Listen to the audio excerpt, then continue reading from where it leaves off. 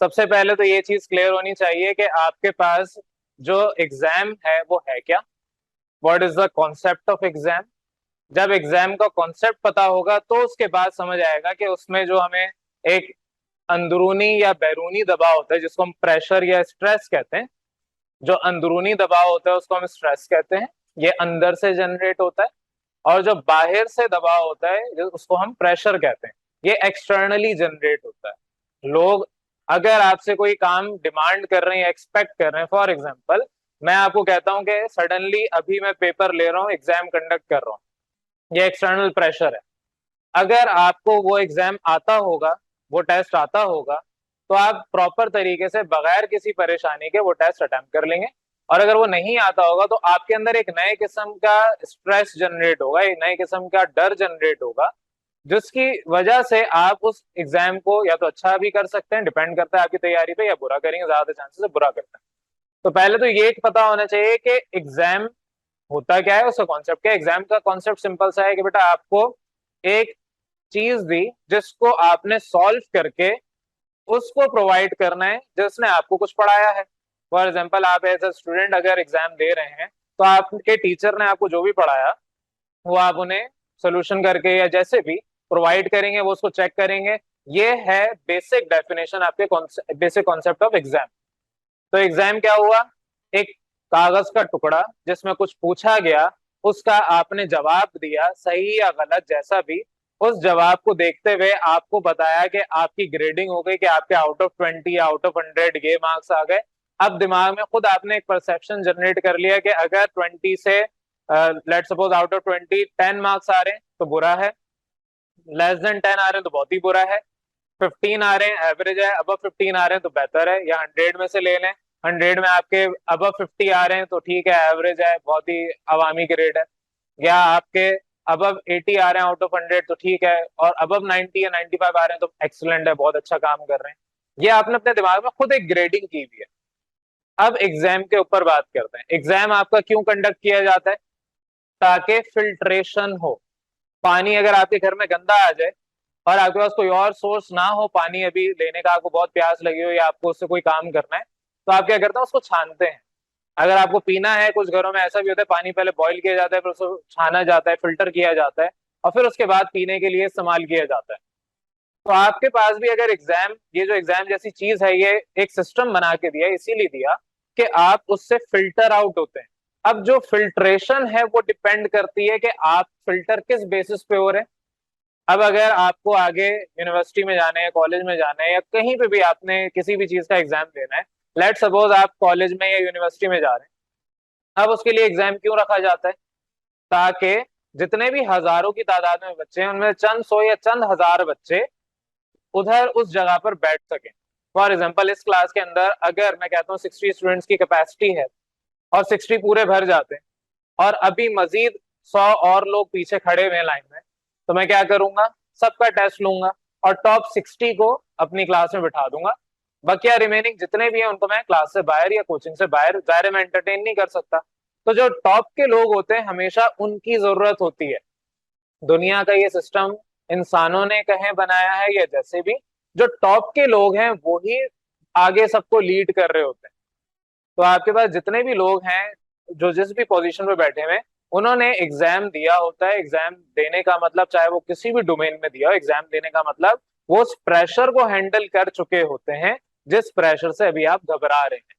तो सिंपल एक और दोबारा कॉन्सेप्ट कि आपको कैसे एग्जाम का प्रेशर हैंडल करना होता है। तो बेटा एग्जाम का प्रेशर हम हैंडल नहीं करते, हम अपनी आदतें ऐसी बनाते हैं कि उस प्रेशर से हमें डर ना लगे।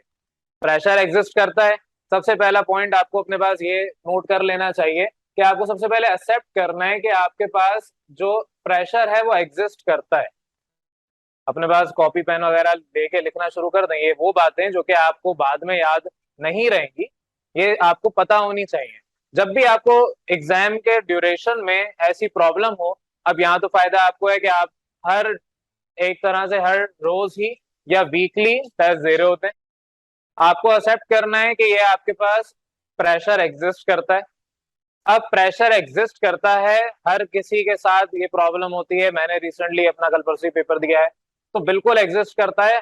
इस दुनिया में हर इंसान जो पैदा हुआ है या होगा, आने वाले लोग जो जा चुके हैं, सब ने एग्जाम अगर दिए हैं और आगे भी देने हैं, सब वो स्ट्रेस वो प्रेशर फील करेंगे। ये एक रियलिटी है, चाहते ना चाहते हुए भी आपको ये प्रेशर ये स्ट्रेस महसूस होगा। तो सबसे पहला आपको पॉइंट याद रखना है कि आपको एक्सेप्ट करना है, एक्नॉलेज करना है कि हाँ ये प्रॉब्लम है, ये प्रॉब्लम एग्जिस्ट करती है। उसके बाद सेकंड स्टेप आता है कि जब आपने उसको एक्सेप्ट कर लिया, तो अब वो जो आपके पास पेपर आएगा या जिस भी सब्जेक्ट का जिस भी आप डोमेन का एग्जाम देने जा रहे हैं, आपकी प्रिपरेशन कैसी है, उसके बारे में आप कितना प्रिपेयर्ड हैं। तो प्रिपरेशन सबसे पहले आपको चेक करनी पड़ती है अपनी, कि आपकी प्रिपरेशन है भी या नहीं। अब अगर मैं कहूँ कि आपका पूरी किताब का इम्तिहान अगले महीने और आपने कुछ भी पढ़ा नहीं है, तो क्या आप उस एक महीने के अंदर अपना पूरा का पूरा काम प्लान कर सकते हैं प्रॉपर तरीके से या नहीं? अगर प्लान कर सकते हैं एक महीने के अंदर पूरा सिलेबस हो जाएगा, तो आपको एक महीने के बाद इतना मुश्किल नहीं लगेगा, वो इतनी टेंशन क्रिएट नहीं होगी। आपका एग्जाम एक साल बाद होता है, बोर्ड एग्जाम फाइनल, तो उस एक साल के ड्यूरेशन में आपको पूरा सिलेबस कवर करना है। तो जब पूरा सिलेबस आप कवर नहीं करेंगे, तो क्या प्रॉब्लम होगी? आपको डर लगेगा, आपके अंदर कॉन्फिडेंस नहीं आएगा। तीसरा होता है, जब आप प्रिपरेशन करते हो उसकी वजह से कॉन्फिडेंस आता है, उसकी वजह से आता है।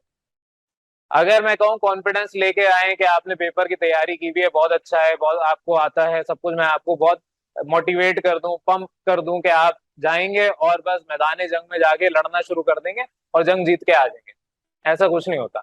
जंग में भी जाने से पहले, मैदान जंग में उतरने से पहले आपको प्रॉपर तरीके से तैयारी जंग की करनी पड़ती है, पूरी प्लानिंग करनी पड़ती है।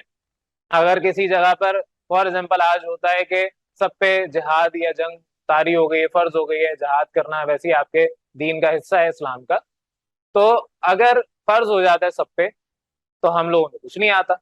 हमें पहले प्रिपरेशन करनी पड़ेगी, हमें पहले समझना पड़ेगा। ऐसे नहीं कि हम बैठ के बस खड़े हो जाएं, हथियार पकड़ लें और आगे निकल जाएं। तो पहले आपकी बात आती है प्रिपरेशन, और उसके प्रिपरेशन की वजह से कॉन्फिडेंस आता है। अब अगर आपको बोला जाए कि पूरा साल गिवन है, उस पूरे साल के अंदर आप कुछ नहीं कर रहे, आखिर के एक दो महीने बैठ के आप किताबें खोल के रटना शुरू कर दें, तो कुछ नहीं होगा। जो आपको डेली बेसिस पे काम बोला जा रहा है कि एक दिन में एक चीज आपने करनी है, एक टॉपिक एक दिन में, एक सवाल या दो सवाल एक दिन में करने हैं, वो over the time period over the year divide अगर कर दिया है, उस पूरे साल को डिवाइड करके छोटे छोटे में आपने ब्रेक किया, और फिर एट द एंड आपका जितना भी काम आपने कवर किया था वो सब याद होगा। वो बार बार रिवीजन करते रहेंगे तो आपको याद होगा। तो सबसे पहले तो ये आपकी आदत हैं कुछ, जो कि आपको एग्जाम के प्रेशर से निकालती हैं। अब एग्जाम एक मैदान जंग है, अक्सर कहता हूँ कि आप एक स्टेट ऑफ वॉर में खड़े हुए, आपके वो जो जोन है वो वॉर जोन है, आपको जंग लड़नी है, जिहाद पे निकले आप। और ये जो आपके पास हथियार है, ये मार्कर नहीं है, आपके पेन वगैरह, ये आपके हथियार हैं, और इनसे आपने जाके लड़ना है। अब लड़ने का मतलब ये नहीं है कि वहां पर जाके दूसरे बच्चों के ऊपर इंक फेंक रहे हैं, उनको पेन चुबो रहे हैं, इन्वेजिलेटर खड़ा हुआ है उसको जाके इंक फेंक दी, पेन चुबो के आ गया, और बोलेंगे सर ने कहा था मैदान जंग में जिहाद लड़के आनी है। ऐसे करने को नहीं कहा। करना क्या है, ये आपके पास हथियार हैं, आपके इन हथियार का, इन कलम का प्रॉपर इस्तेमाल कर। आपके पास वो कॉपी आती है, अब वो चाहे यहाँ का टेस्ट हो या फाइनल बोर्ड एग्जाम का टेस्ट हो, आपके पास कॉपी है। आपकी जो कॉपी है उसको आपने आगे रिप्रेजेंट करना है एग्जामिनर के पास।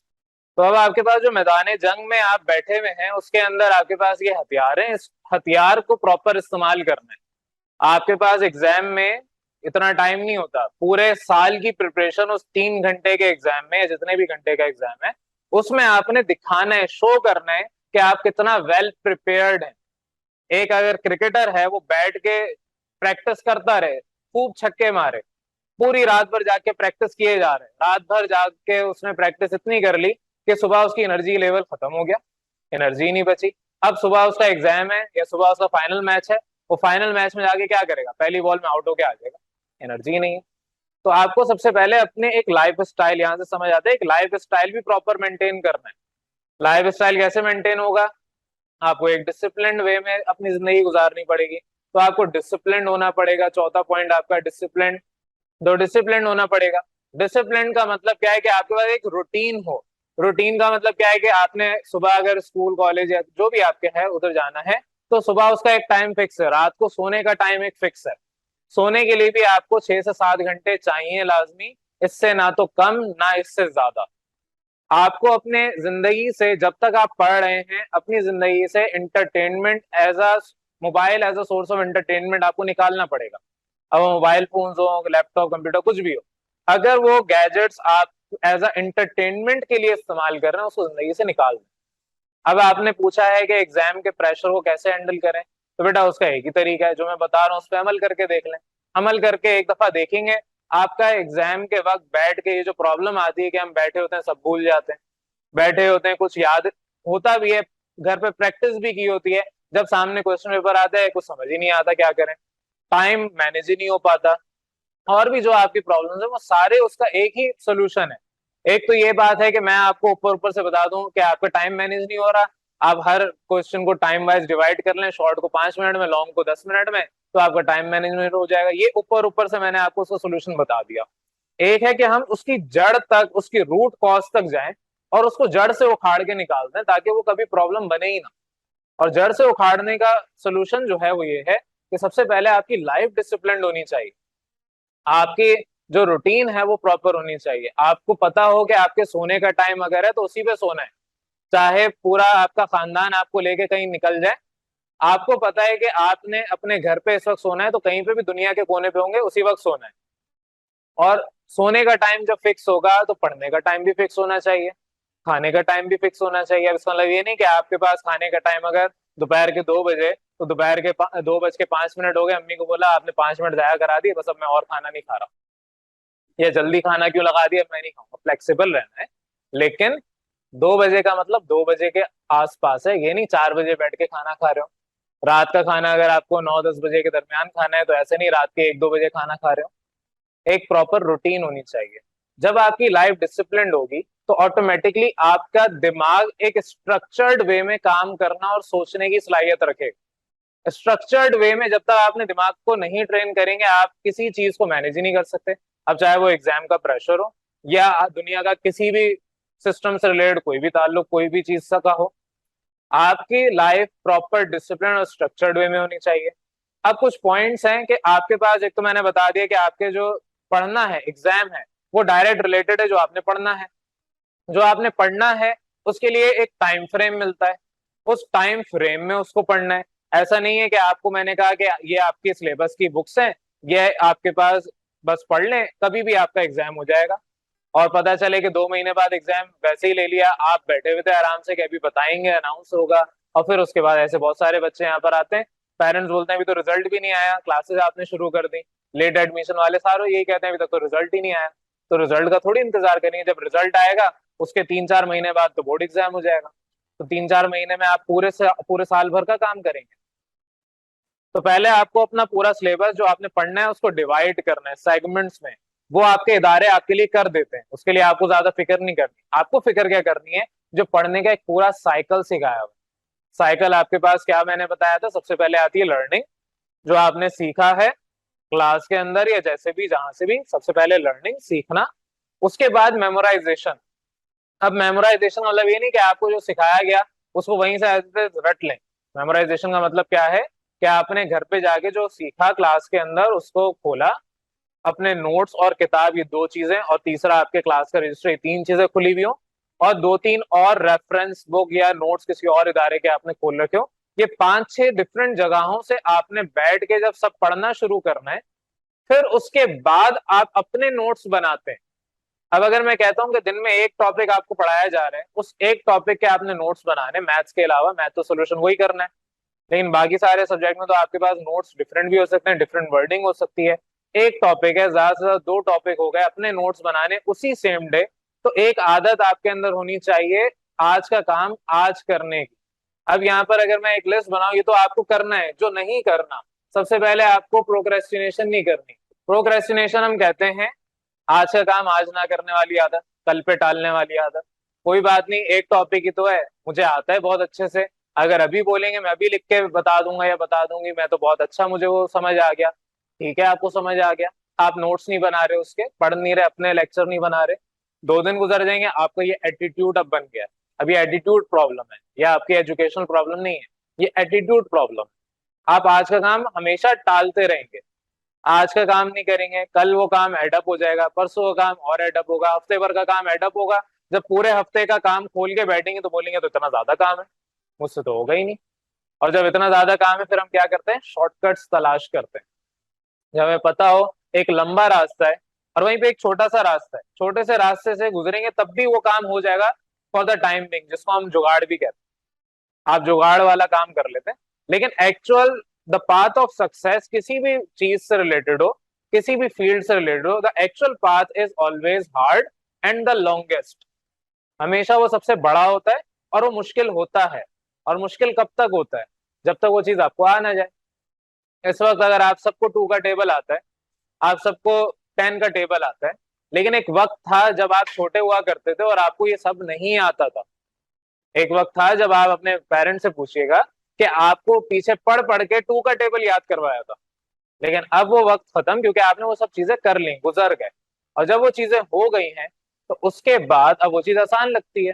तो इसी तरीके से अगर कोई सब्जेक्ट में आप वीक है, कोई कहता है मैं मैथ में वीक हूँ, केमिस्ट्री फिजिक्स में भी वीक है, तो उसका सिर्फ और सिर्फ मतलब ये है कि जितना टाइम आप बाकी सब्जेक्ट को देते हैं उतना टाइम उस सब्जेक्ट के लिए रिक्वायर्ड नहीं है, उससे ज्यादा रिक्वायरमेंट है। एक सब्जेक्ट को अगर आप आधे घंटे या 1 घंटे में देके उसमें बेहतरीन अपना आउटकम निकालते हैं, तो इसका मतलब ये है कि जिसमें आप वीक है उसको 2 घंटे या 4 घंटे या 10 घंटे चाहिए पर डे, उतना टाइम दे।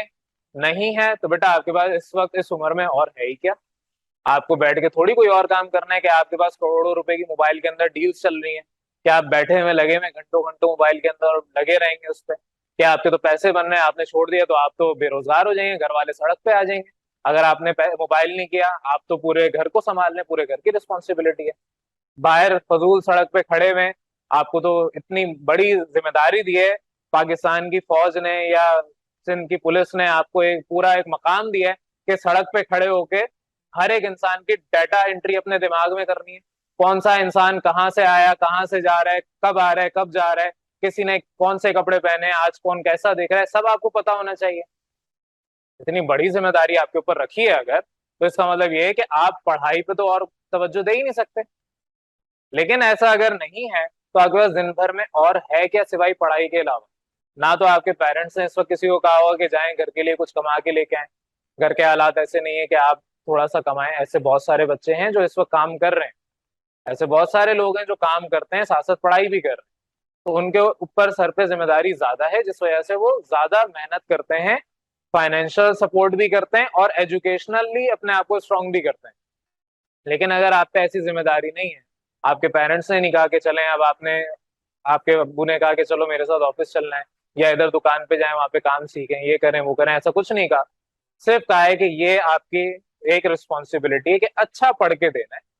तो अच्छा पढ़ के देने में मोबाइल फोन या इस जैसी और चीजें कहाँ से आ गई? ये जो चीज आ जाती है कि मैं अपने दोस्तों को टाइम कैसे दूंगा, या मैं अपने रिश्तेदारों से बातें कब करूंगा, हम मिलने जुलने कब जाएंगे, पिकनिक कब मनाएंगे, ये करेंगे वो कब करेंगे, ये सब पढ़ाई के दौरान नहीं होता। या तो आप वो वाली लाइफ चूज कर लें, या फिर आप पढ़ाई करके कुछ 4-5 साल, ये 4-5 साल है, ज्यादा इससे ज्यादा नहीं है, उसके आगे पूरी जिंदगी ये चलता रहना है। लेकिन उसके आगे की जिंदगी में आपको समझ आ जाएगी कौन सी चीज को किस प्रायोरिटी पे रखना है। अगर आज आपको किसी दावत पे जाने को बोल दिया जाए और आपको पता है कि आज का काम आपने नहीं किया, तो इतनी आपके अंदर हिम्मत होनी चाहिए कि आप साफ बोल दें कि मुझे ये काम करना है, दावतें आती जाती रहेंगी। अगर किसी की दावत पे आप नहीं जाएंगे तो ऐसा नहीं वो अपनी दावत आगे परस्यू नहीं करेंगे। किसी की शादी अटेंड नहीं कर रहे, ऐसा नहीं कि वो आपके बगैर शादी नहीं करेंगे। उन्होंने शादी करनी है, वो शादी करके मेहमानों को खाना वाना खिला के रवाना कर देंगे। आपके ना जाने से सिर्फ एक नुकसान होगा, आप उस शादी का खाना नहीं खाएंगे, और तो कुछ नहीं है। अगर आपको खाना खाना है तो जो आपने वहां पर पैसे देने थे, उन लोगों को पैसे दे के आने थे, उस पैसे का आप खुद डिनर कर लें बाद में जाके। लेकिन द पॉइंट इज प्रोक्रेस्टिनेशन नहीं होनी चाहिए। अपने अंदर ये आदत निकाल दें। अब ये कुछ चीजें हैं, और भी बहुत सारी चीजें, सिर्फ ये मैंने कुछ इम्फेसाइज किए हैं, वरना पूरी क्लास ही इसमें निकल जाएगी क्या क्या करना है पूरी आदत में, और फिर कभी किसी और वक्त वक्त हुआ तो करेंगे। तो बहरहाल पॉइंट अब समझ आना चाहिए। समराइज करूं कि आपके पास एग्जाम है, एग्जाम से डर सबको लगता है। इस बात के ऊपर आप इत्तेफाक कर लें कि आप मुत्तफिक हो जाएं कि एग्जाम से हर इंसान को डर लगता है, चाहे वो 2 साल का बच्चा हो। 2 साल का बच्चा तो खैर नहीं, 3 साल का बच्चा हो, 2 साल में तो घर पे ही पढ़ा होता हो। 3 साल का बच्चा, लेकिन 2 साल के बच्चे को भी अगर बोलेंगे कोई पोएम सुनाए तो भी जो है घबरा जाएगा, कॉन्फिडेंस लूज कर देगा, चाहे वो 3 साल का बच्चा हो या वो 30 साल का कोई बड़ा इंसान हो। एग्जाम जब भी देंगे, जिस भी उम्र में देंगे, चाहे 60 70 80 साल में एग्जाम में, आपको डर लगेगा। इस चीज को आपने एक्सेप्ट करना है। अब डर क्यों लगता है? क्योंकि उसकी कुछ वजूहत हैं कि हमारी तैयारी प्रॉपर नहीं होती, जो हमने पढ़ना है वो हमें प्रॉपर तरीके से आता नहीं है। आपको पूरा सिलेबस डिवाइड करके दिया, अगर आपकी आदत प्रोक्रेस्टिनेशन की है, आज का काम आज करने की नहीं है, तो नुकसान क्या करेंगे आप? एंड के टाइम पे बैठ के सब एक साथ पढ़ने की कोशिश करेंगे, सब एक साथ नहीं होता। अगर आपको बोला जाए कि आपने जिस तरह प्रेशर कुकर एक है, क्योंकि आप एग्जाम प्रेशर की बात करें, प्रेशर कुकर है, उसमें आप सब एक साथ डाल देते हैं, लेकिन ऐसा नहीं है कि आप उसको वैसे ही खोल के रखते हैं, उसके एक प्रोटोकॉल्स है।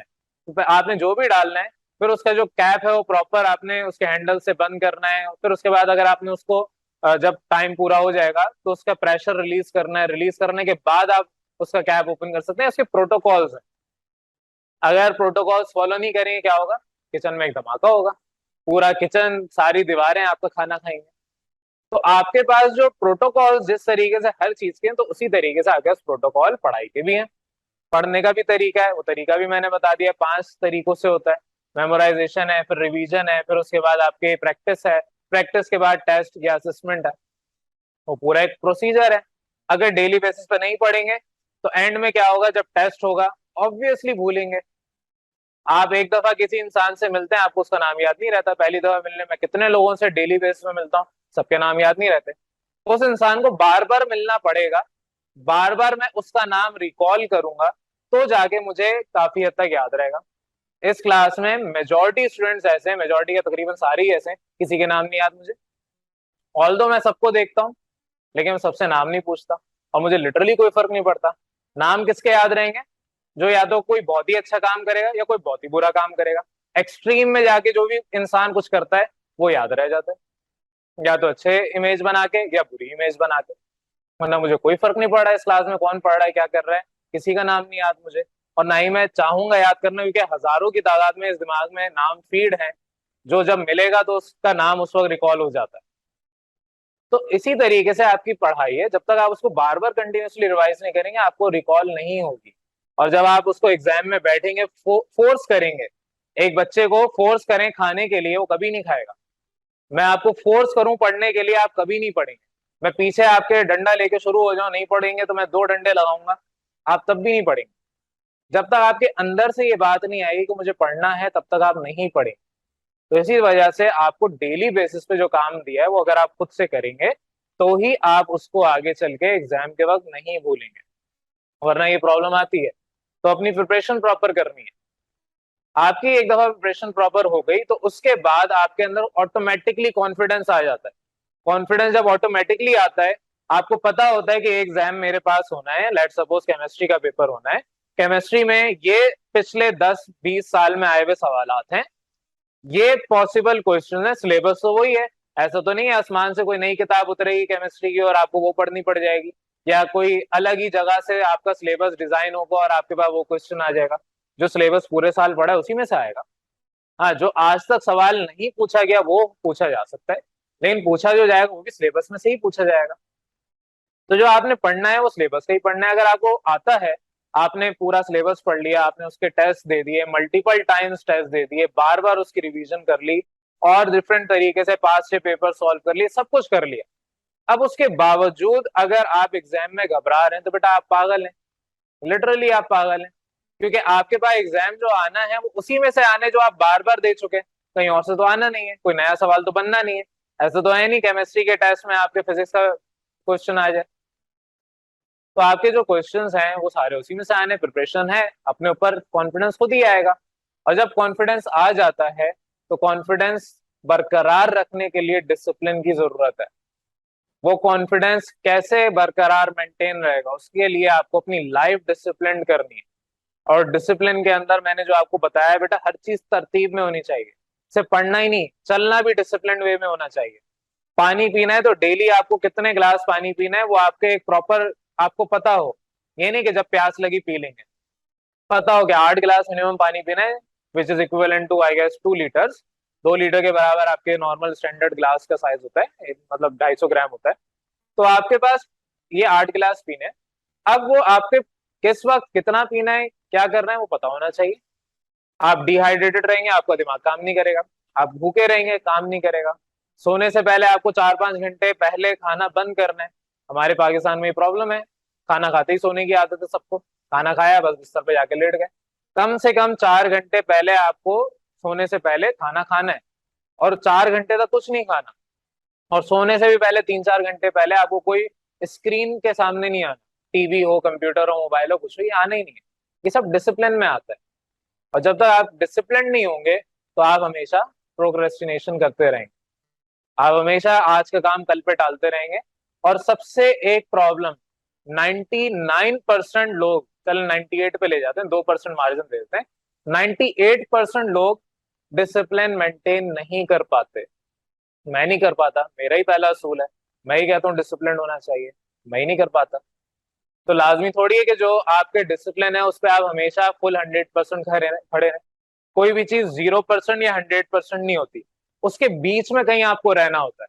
अब ये नहीं कि आप 30% पे लाई कर रहे हो, आपको कोशिश करनी है 100 को अप्रोच करें। अब 100 को अप्रोच करने पे आप 80% भी कर सकते हैं, 90% भी कर सकते हैं। आपने कहा कि आज का टॉपिक आज करके सोना है, कोई बात नहीं, आज करके नहीं सोए, सुबह जल्दी उठ के कर लेंगे। करना अगले दिन से पहले पहले, विद इन 24 आवर्स है।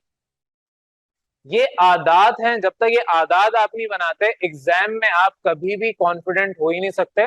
और एग्जाम में प्रेशर को डील करने का आखिरी जुमला, उसके बाद फिर मैं क्लास स्टार्ट कर रहा हूँ, कि आपके एग्जाम को हैंडल करने का सिर्फ और सिर्फ एक वाहिद तरीका है, अपने आप को रीअफर्मेशन देना, अपने आप से सेल्फ टॉक करना पॉजिटिव वे में। इसको हम पॉजिटिव टॉक या पॉजिटिव स्पीच भी कह सकते हैं। तो अपने आप से आपने इस किस्म की बातें करनी जिसमें आप खुद अपने आप को मोटिवेट करें। ये नहीं कि आप अपने आप को बोलें कि "ओ, आज भी दिन जाया कर दिया, कोई काम नहीं किया, इंतहाई जाहिल किस्म के इंसान हो"। और भी जो आप बुरा भला अपने आप को कह सकते हैं वो अपने आप को कह दें, ये नहीं करना है। एग्जाम में बैठे हुए कुछ याद नहीं आ रहा, एक होती है डीप ब्रेथ एक्सरसाइज, वो किया करें। उसमें ये होता है कि आपका दिमाग थोड़ा ठंडा होता है, रिलैक्स होता है। और अपने आप को ये बोलें उसी वक्त बैठ के, एग्जामिनेशन हॉल में बैठ के, कि ये सब आपने पढ़ा हुआ है, हो सकता है अभी दिमाग में ना आ रहा हो, जो आता है वो कर लेते हैं पहले, और जो नहीं आए आता उसको बाद में देखते हैं।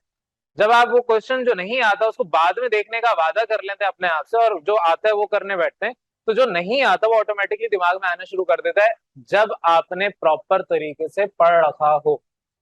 पढ़ा ही नहीं है तो कैसे आएगा। मैं ऐसे हूँ, कुएं में से पानी निकालने, पानी है ही नहीं वहां पे, कहाँ से निकालें। तो अगर आपके दिमाग में वो सोल्यूशन है ही नहीं, वो टॉपिक है ही नहीं दिमाग में, तो कैसे आएगा, पॉसिबल ही नहीं है। जब आपने प्रॉपर प्रिपरेशन की है, आपको अपने ऊपर कॉन्फिडेंस है, तभी तो अंदर से वो जवाब आएंगे।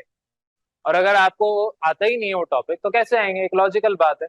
तो एग्जाम के अंदर जब आप बैठे हुए हैं, आपके ऊपर प्रेशर है, प्रेशर कोई नहीं होता, ये हमारे दिमाग में खुद क्रिएट किया हुआ है, क्योंकि ये साइकोलॉजिकल प्रॉब्लम है, एक एरर है, एग्जिस्ट करता है, इसको हम एड्रेस करते हैं।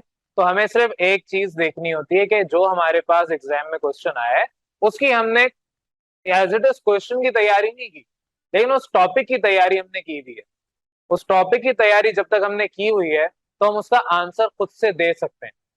और आंसर का मतलब ये नहीं कि जो आपने रटा हुआ है बस वही लिख के आना है। आंसर को आप पैराफ्रेज बनाते हैं, आप उसको रीफ्रेज करते हैं। अगर मैं एक जुमला फॉर एग्जांपल कहता हूँ, एक लेट सपोज ये जुमला है, इसको आपने लिखना है कि मैं अपने लिए कहता हूँ, my name is Shaheer Yusuf Khan and I am a chemical engineer and I am the founder of easy learning. Let suppose this is the title I have given. अब ये कोई बच्चा रट रहा है, क्योंकि नोट्स तो मेरे नोट्स से आप अगर पढ़ रहे हैं, तो आप वही चीज लिखेंगे जो मैंने लिख के दी है। अब लाजमी थोड़ी जो किताब और नोट्स में लिखा है वही आपको लिखना है। आपको नहीं याद आ रहा है, अब आप ये थोड़ी लिखेंगे my name is this and I am this and I have done this. आप उसे पैराफ्रेज कर लें। पैराफ्रेज कैसे, the founder of easy learning, punctuation का इस्तेमाल कर लें, comma, a chemical engineer named as Shaheer Yusuf Khan is, आगे लिख दें। ये मैं अपने बारे में बता रहा हूँ, ठीक है, मैंने अपने उसी लाइन को पैराफ्रेज कर दिया। तो आपके एग्जाम में अगर कोई भी सवाल आता है, किसी और तरीके से पूछ लिया गया है, तो आप उसकी पैराफ्रेजिंग खुद कर लें, खुद उसे रिफ्रेश कर लें। लाजमी थोड़ी जो लिखा हुआ है वही रट के आपने लिख के आना है। अक्सर बच्चे सबसे ज्यादा प्रॉब्लम जब उनको फेस करनी पड़ती है वो ये करनी पड़ती है कि अक्सर बच्चे वही रट के चले जाते हैं जो आपके नोट्स में लिखा होता है। अब वो नोट्स में रटा हुआ दिमाग में आ ही नहीं रहा। अब वो दिमाग में आएगा ही क्यों, वो आपके अल्फाज थोड़ी हैं। आपका नाम आपके दिमाग में फट से आ जाता है, लेकिन क्या आप अपना नाम पूरी जिंदगी में कितनी दफा इस्तेमाल कर लेते होंगे? सुबह से आज तक आपने अपना नाम एक दफा भी इस्तेमाल नहीं किया होगा, नहीं करते, लेकिन जब भी कोई पूछता है फट से आता है।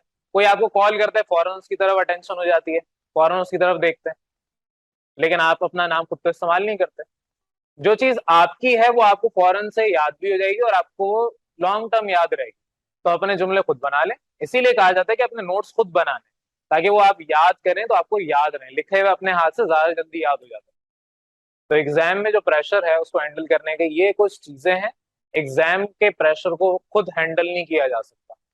ये आपकी आदत हैं जो आपके उस स्ट्रेस को कम करती हैं।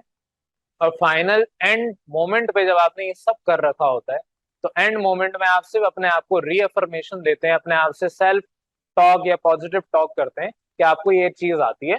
अभी नहीं आ रही कोई मसला नहीं है, एक वक्त आएगा जब ये आप ये वाला सवाल पर्टिकुलर कर लेंगे, जब आएगा तो उस वक्त आंसर कर देंगे।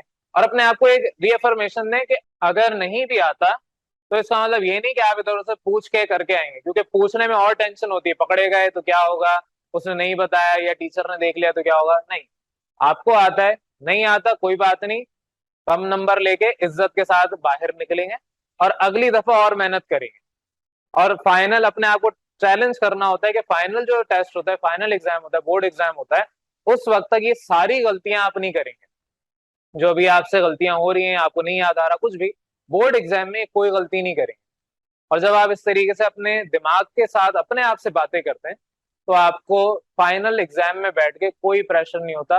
द मेन की of reducing that pressure is self confidence. Self confidence होगा, खुद के ऊपर कॉन्फिडेंस होगा, एतमाद होगा, तो बेटा फिर उसके बाद चाहे दुनिया कोई भी एग्जाम हो, आप सब कर लेंगे। अभी मैंने कल ही एग्जाम दिया है, कॉन्फिडेंस था, नहीं पढ़ रहा था, आखिर में 3-4 घंटे ऐसे डट के पढ़े कि कोई जहाज भी उड़ के चले जाए, कोई बुला भी ले, कुछ भी हो जाए, कोई ये भी बोल दे कि फलाने की फौतगी हो गई, कोई फर्क नहीं पड़ रहा। इवन कान में कोई आवाज भी नहीं आ रही। इतना फोकस्ड होके जब मैं पढ़ रहा होता हूँ, क्योंकि मैंने ओवर द टाइम पीरियड ये सारी बातें इसलिए करूँ कि मैं ऐसा खुद करता हूँ। ओवर द टाइम पीरियड जब मैंने अपना फोकस इतना मेंटेन कर लिया है, अब मैं लिटरली 3-4 घंटे स्ट्रेट फोकस, लेजर फोकस के साथ आराम से कोई भी टॉपिक होगा, कोई भी चीज होगी, फोकस के साथ पढ़ सकता हूँ। तो परसों मैंने जैसे कल एग्जाम दिया मैंने, तो कल उसमें यही किया, सुबह मैं उठ गया, सुबह मेरे पास 4-5 घंटे मैंने अपना मार्जिन रखा, बैठ के पूरा फोकस्ड होके पढ़ा। बाकी दुनिया में जो हो रहा है कोई फर्क नहीं पड़ रहा, मुझे आवाजें भी नहीं आ रही। और मैं एक काम ये भी करता हूँ, कान बंद कर लेता हूँ, उसको मैं कहता हूँ टूटियां घुसा लेते हैं। तो वो टूटियां कान में लगा लेते हैं, यानी कि आपके जो एयरबड्स होते हैं या और जो कान को बंद कर देते हैं आवाज को, वो लगा लेते हैं। बाहर दुनिया में कुछ भी हो, बाहर दुनिया में कल को कयामत आ जाए, फोकस आपका टूटना नहीं चाहिए। जिस दिन फोकस टूट गया, पूरी जिंदगी एग्जाम का प्रेशर लेते लेते मर जाएंगे, वो प्रेशर खत्म नहीं होगा। उम्मीद है ये सारी बातें समझ आई होंगी। और एग्जाम में जब अब आपका नेक्स्ट एग्जाम होना है, तो उसमें आपको अपनी आदत ये सारी आहिस्ता आहिस्ता डेवलप करनी है। टाइम लगता है, ऐसा नहीं है कि मैं जो बातें कह रहा हूँ ये एक दिन में या एक साल में सीख लिया। ओवर द टाइम पीरियड लगे 5-8 साल, लेकिन आहिस्ता आहिस्ता चीजें ओवरकम होती हैं, एकदम से नहीं होती। क्लियर है ये?